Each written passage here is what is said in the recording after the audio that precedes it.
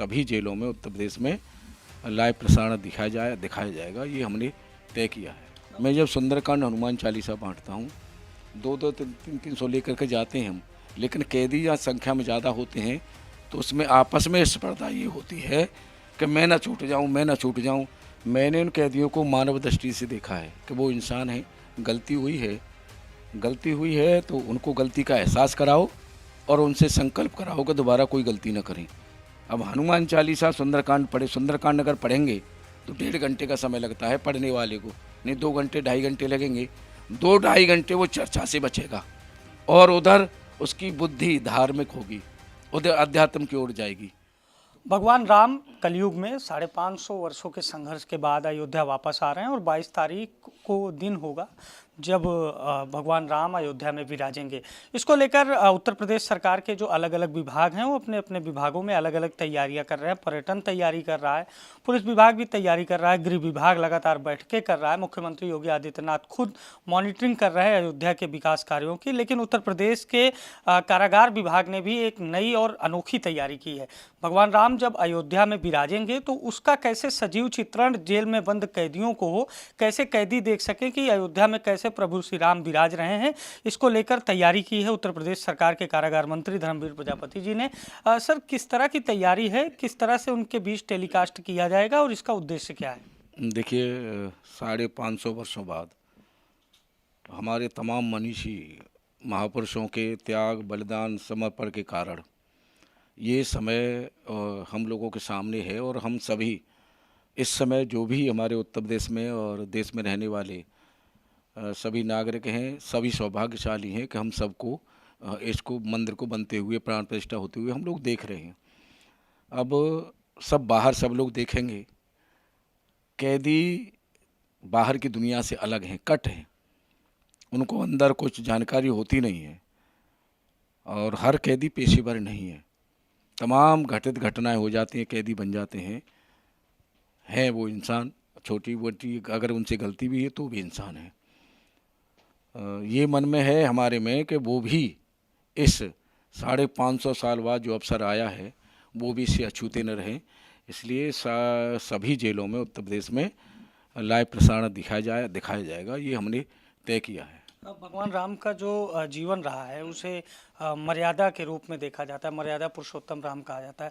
क्या लगता है कि उनकी जब एक बार फिर से उनके मंदिर की प्राण प्रतिष्ठा होगी, आक्रांताओं द्वारा तोड़ा गया जो मंदिर है वहाँ फिर से रामलला विराजेंगे, तो उनके जीवन से कैदी कुछ सीखेंगे? क्योंकि जो आपने गायत्री मंत्र का जाप कराया, तमाम सारे पहले प्रयोग किए, उससे बहुत सारे पॉजिटिव रिजल्ट निकल कर सामने आए। बहुत कुछ आ रहा है। जैसे मैं एक कैदियों के साथ जब संवाद करता हूँ तो उसमें त्रिशंकु राजा हुए हैं, वो राम के कुल में ही हुए हैं। उनके समय की घटना का मैं प्रमाण देता हूँ कैदियों को और ये मैं बताता हूँ कि राम जी के कुल में ही एक त्रिशंकु राजा हुआ करते थे, उनके समय की ये घटना है। तो कैदी अपने आप कहने लगते हैं कि राम मंदिर का जो प्राण प्रतिष्ठा होगी, लाइव प्रसारण हमें दिखवा दीजिए। हमने स्वयं कहा है उनसे, हमने बोल ही दिया पहले ही कि हम करा रहे हैं आपको। तो कैदियों में उत्साह, उमंग जो देखने को मिल रहा है। मैं जब सुंदरकांड हनुमान चालीसा बांटता हूँ, 2-2 300 लेकर के जाते हैं हम, लेकिन कैदी या संख्या में ज़्यादा होते हैं तो उसमें आपस में स्पर्धा ये होती है कि मैं ना छूट जाऊँ, मैं ना छूट जाऊँ। लाइन लगी है, वो पीछे वाला आगे आ जाएगा, दूसरी साइड की लाइन वाला उधर आ जाएगा, तब ये लगता है कि हाँ उत्साह है। तब फिर हमने 50,000 सुंदरकांड, 50,000 हनुमान चालीसा वहाँ गीता प्रेस गोरखपुर में ही सीधे बात की है। उसमें से 12-13 हज़ार हमारे पास आ चुके हैं और धीरे धीरे आएंगी। जेलों में सबको जो जिसको चाहिए हमने बोल दिया, जिसको चाहिए जितनी चाहिए हम देंगे सबको। गीता का भी एक सूक्ष्म स्वरूप आपने मंगाया है कि किस तरह से अगर ईश्वर की प्राप्ति करना हो तो त्याग। क्या उम्मीद है कि कैदी वो त्याग कर सकते हैं ईश्वर की प्राप्ति के लिए? एक ज़माने में कैदियों के प्रति ऐसी भावना थी कि उन्हें पेशेवर अपराधी की तरह देखा जाता था और कोई जेल जब जाता था तो उसके परिवार को भी समाज में निगलेक्ट किया जाता था। क्या ये तस्वीर बदल रही है? हमारी दृष्टि है, हम किस दृष्टि से किसको देख रहे हैं। मैंने उन कैदियों को मानव दृष्टि से देखा है कि वो इंसान है, गलती हुई है तो उनको गलती का एहसास कराओ और उनसे संकल्प कराओ कि दोबारा कोई गलती न करें। जब मैं उनके परिवार से कनेक्ट करता हूँ, उनके तमाम कैदी भावुक होते हैं, रोते हैं, फिर मैं उनको बुलाता हूँ, उनसे अपील करवाता हूँ, वो खुद अपील करते हैं, खुद निवेदन करते हैं कैदियों से। उस समय जब दिखता है तो मेरे साथ हमारे वहाँ के जिलाधिकारी हों, एसपी हों, सब कहते हैं कि आपने सोच बदल दी, सामने जब दृश्य दिखता है तो।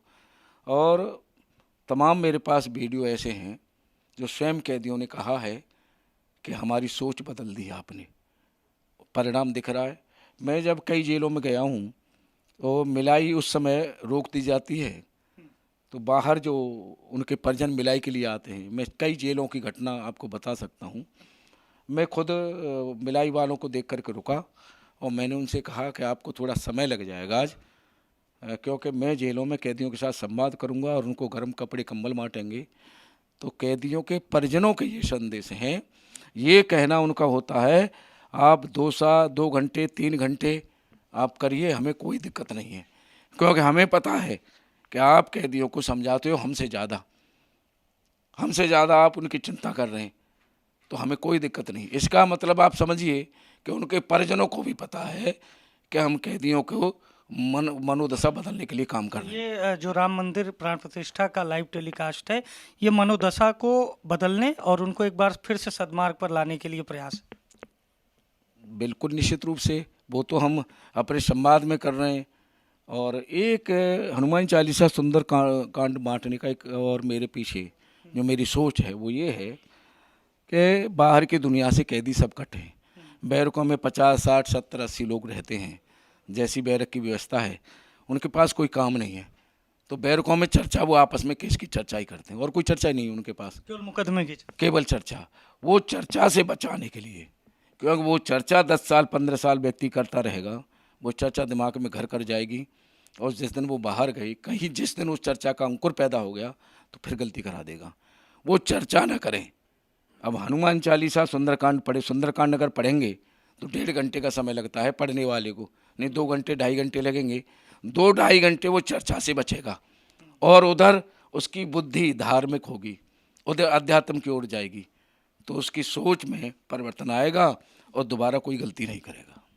तो जाहिर है उत्तर प्रदेश सरकार के कारागार मंत्री धर्मवीर प्रजापति ने बातचीत की और उन्होंने जिस तरह से बातचीत की उसमें ये साफ स्पष्ट रूप से संदेश दिया है कि अध्यात्म से जो अपराध है उसको चुनौती देंगे और अध्यात्म ही अपराध में कमी लाएगा। कैदियों से संवाद हो या फिर अब राम मंदिर प्राण प्रतिष्ठा का टेलीकास्ट हो, प्रयास यही है कि किसी तरीके से जो कैदी हैं उनको एक बार फिर से सद्मार्ग पर वापस लाया जाए। लखनऊ से सहयोगी आयुष के साथ अभिषेक शर्मा, द लीडर हिंदी।